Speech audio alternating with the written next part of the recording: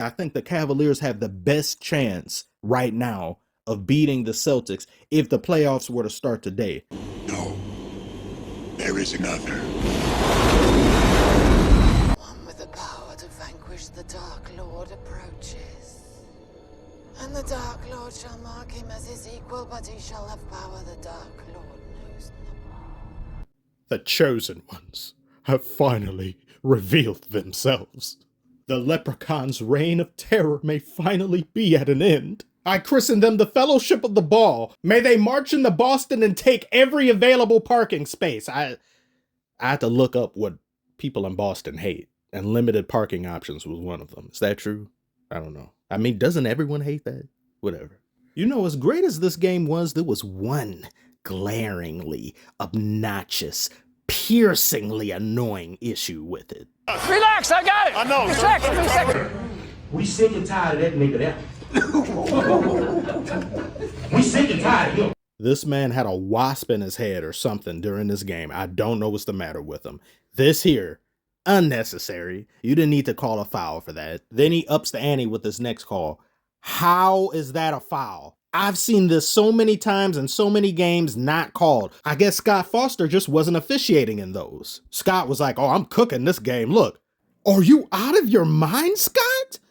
Jason Tatum got fouled by microbial life. And there was the slightest bit of contact between Dort and Tatum on the foot. Then they say Williams fouled Tatum here when Tatum initiated contact. So whatever our eyes see, we just say, that shit didn't happen that way. Then he gives Lu Dort a tech for this. What could he possibly be saying right here that you award him a tech? He had to have said it in the nicest way as possible or in the softest tone of voice as possible. You think you had shit, huh, Scott? Bitch ass. I bet you took your whistle with you as a date for prom. And if you did have a date, her ass should be teed up. What? I didn't even say nothing. Lu Dort talking to other ref like, control your mans. What is up with him? He's mentally off kilter. Look at that. What was that? Did this dude almost twitch whistle? Who the hell was he about to tee up right there? The Holy Ghost? His very mind is plagued by demons, and they all have whistles. Acolytes of the underworld. But I've said this already. Check this out if you haven't. In really an awkward position. We can't hear you. This happened multiple times during the game, by the way. Call him Pot Foster. High as hell. I even saw the shot clock didn't reset when the Thunder shot it. Thunder damn near needed a monkey's paw to beat the Celtics. Celtics entered this game as the second best offensive team in the NBA, and the Thunder are listed currently as the #1 defense in the league. So this was very near the best versus the best, and the Thunder were able to come out on top because the Celtics shot the ball abysmally bad behind three-point range. Celtics average about 50 attempted threes a game. Celtics against any fighting force in history, they could sack any city they wanted. They could have sacked Rome easily, sacked Constantinople with those amounts of attempts and firing behind three-point range. Ridiculous. But in this first half, they shot 6 of 21 from three-point range. They were around 28%. And they were still up by 10 points. And I started to convulse. I was scared. I said, this is not good. For them to continue to shoot that poorly for a second half, that doesn't happen. And if Tatum wakes up, oh Lord have mercy. If Tatum wakes up, this man, he appears like a ghost in the night in the third quarter, fourth quarter. I've seen what he's done these past couple of games. He's possessed. The people need to honestly stop disrespecting Tatum. I don't know what you can really complain about other than him not having a finals MVP, but this man, when he is balling, he is balling. I really don't see any weaknesses in him as a player, but you'd have to tell me below.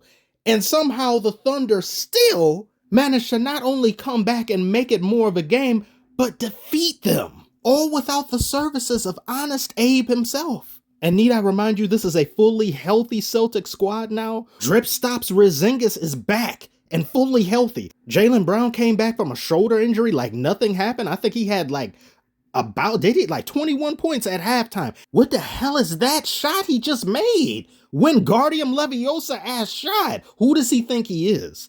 This wasn't looking good at all. I swear, I didn't think the Thunder were going to be able to pull this one out. Fully healthy Celtics with as deep as the team is, and they're currently on a 13-3 record away from home. But there were plays in certain moments where the Thunder were coming alive and it looks like they were doing damage to the Celtics psyche, little by little, still staying in the game, culminating with this. Unable to convert. Did you hear that? Hartenstein sexually assaulted the ball. Tatum had gotten blocked too. The defense, man, this defense.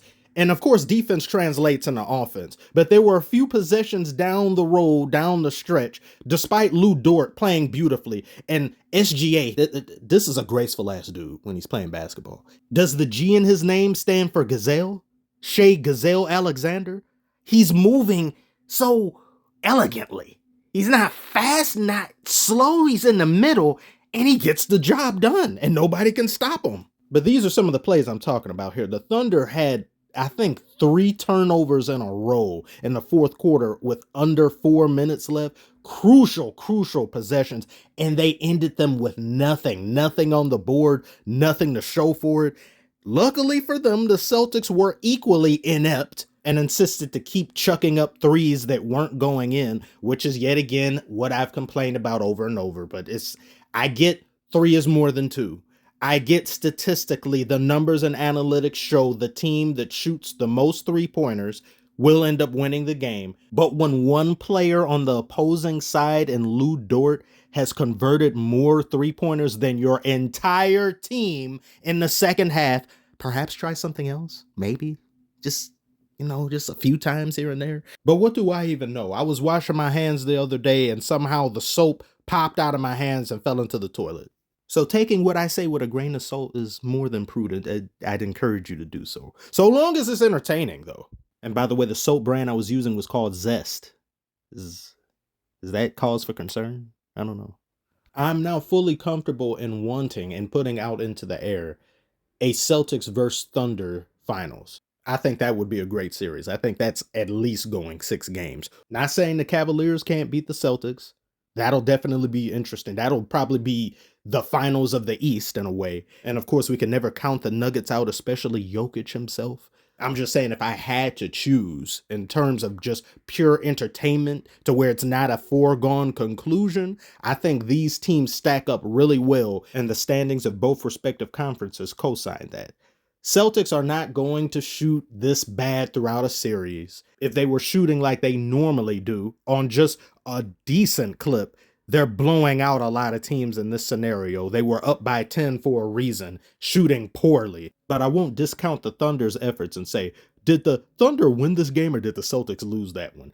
The Celtics weren't playing like themselves because of the defense the Thunder showcased. I know Jaylen Brown just got back from injury. You haven't had Porzingis too long in the lineup. These are factors too. But that Thunder defense, man, that's just remarkable how they play, as well as just the chemistry. They've got a lot of the same things the Celtics have themselves.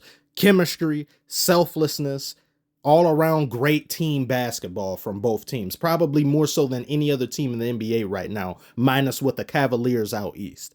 So tell me, what do you think about this game? Do you think the Thunder could potentially beat the Celtics in a finals matchup? And are the Celtics destined to even make it to the finals again in the first place? Or do you think the Cavaliers could beat them? Comment below, let me know. Like and subscribe if you are new. Thank you all so much for watching, and get ready for an offensive of videos. I may end up having to upload 2-3 times again because there are a lot of stories I've been meaning to make videos about that I've been lacking on. So stay tuned.